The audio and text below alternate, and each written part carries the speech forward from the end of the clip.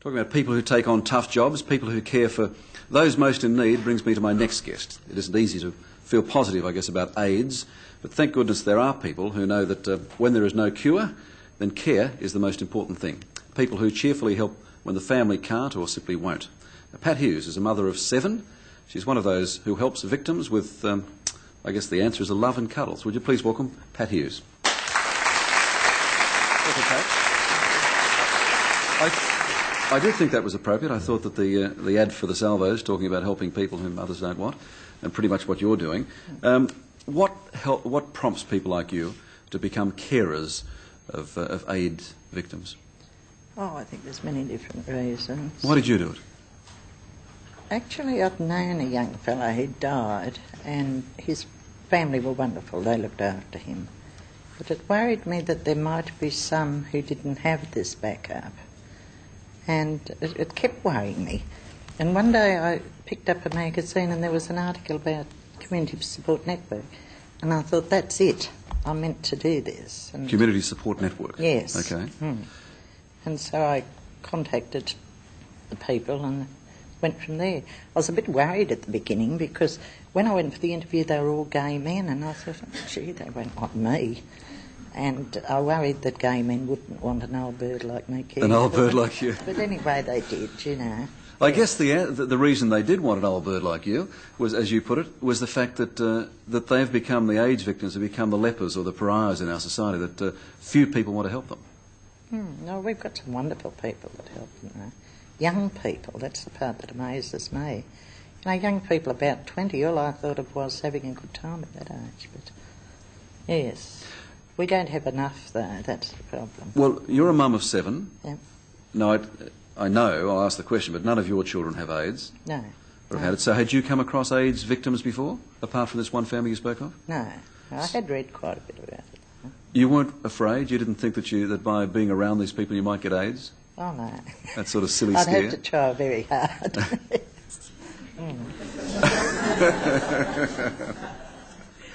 Did you have any reservations at all, or you simply say, they need help and I'll go out and give them a hand? Not really, only that I worried they mightn't want me. Yeah. But I shuffle in, I put my old slippers on and I think, oh, she's like Mum or Gran, and my skills aren't that marvellous, but if I hurt them when I'm lifting them, I give them a cuddle afterwards and it works. Are these all men you've been dealing with? Oh, we have had women. We've had 4 women that we've cared for. Right. And they've got a death sentence. Basically, the stage you reach them is when they are dying. Yes, yes, yes. Well, I guess there has been, of course, sharp criticism of gay men, or gay people. We had the Niles, Fred and Nile on the show recently. I'd like to play you a bit and just see what you think of this. Have a look at this. Fred who? The homosexuals should be also re-educated, retrained and so on. Well, if you're a homosexual and you choose to live that lifestyle, you choose to die. What do you say to that? If you're a gay man who chooses that lifestyle, you choose to die? Oh, they're a bit of a worry, the Niles, aren't they? You see, my Christianity, the way I was taught, was to love and support, but never to judge, ever. You know, I think they worry me. I think that says enough. What upsets you most in the dealings then? How many hours a week, for example, do you spend as a carer?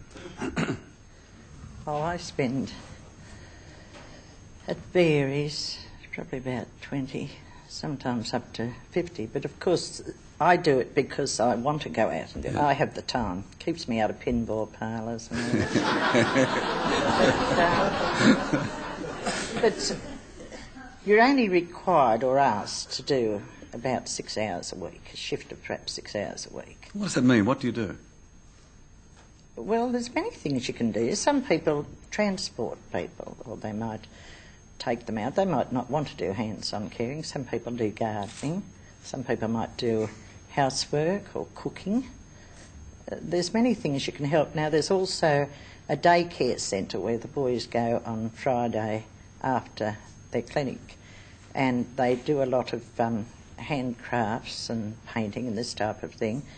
Well, we go there and cook the meal for them, you see. Well, some people might only want to do that. Some people might even want to donate money to the daycare centre to help with all their craft materials, you see. But there's many, many ways people can help. Is it mostly, when it comes down to, apart from food, obviously that's vital, but is it mainly a shoulder, a sounding board, Yes, a bit of love? Yes, probably. See, so many of them have parents that don't, well, they just pull out. They don't want to know about it. And How does a mum of 7 think about that? I don't understand it. Can't understand it. Not mothers. It's something that I can't understand. You know, a boy we had who was 21 and loved his family dearly and dying. And they rang them time and again, and he did. But they wouldn't come. You know, it's unbelievable. What do you say to him? What do you say to the son? Well, what can you say? You can just try and perhaps fill in and give them as much love as you can. You can't. I mean, you say, oh, well, perhaps your parents are having trouble handling it. You try and say this, but it's very hard. How many involved? I mean, in your centre, for example, I mean, how many... I take it young men and young women come along, apart from old birds like you, as you put it. Yeah. How many involved? Well, active care is probably at the moment about 50. We've trained quite a few, but sometimes people drop out for various reasons. What's training involved, Pat? Oh, it's a fairly comprehensive training. It's something like home nursing, I suppose. We learn about the condition of AIDS, and just how to care for them. You only really know enough about it to be able to care for the people that have it. Yes. Did you expect, as so often people who go to care for people who are terminally ill, did you expect a miracle? Did you think that with this... Yes. At the beginning I did, yes. I thought if I'd pray a lot.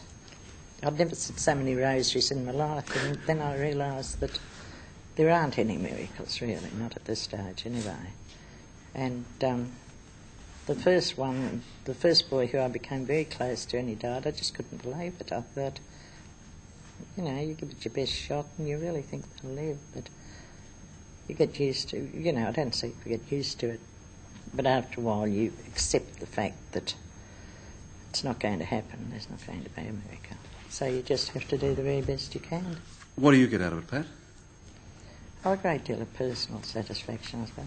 I think I'm better than I was before I started. There's a lot of room for improvement, but I think I'm better than I was then. Yes, well, I'm sure you are. I'm sure a great deal of satisfaction. And you see, we have such a wonderful support system. Everyone supports each other, so that it's not as traumatic when you lose people as you would imagine, because we have support groups. But even apart from that, you make so many wonderful friends amongst the other carers that everyone does support each other. Good on you. Terrific. Well done. Thank you. We've got a number of the switchboards. If you've got some spare time and you'd like to join the carers and people like Pat, we appreciate it. Thank you, Pat. Would you please thank Pat Hughes for us? And after the break, doesn't sound like an old bird to me. She sounds pretty youthful to me. After the break, we take a look at some of your letters. That's next.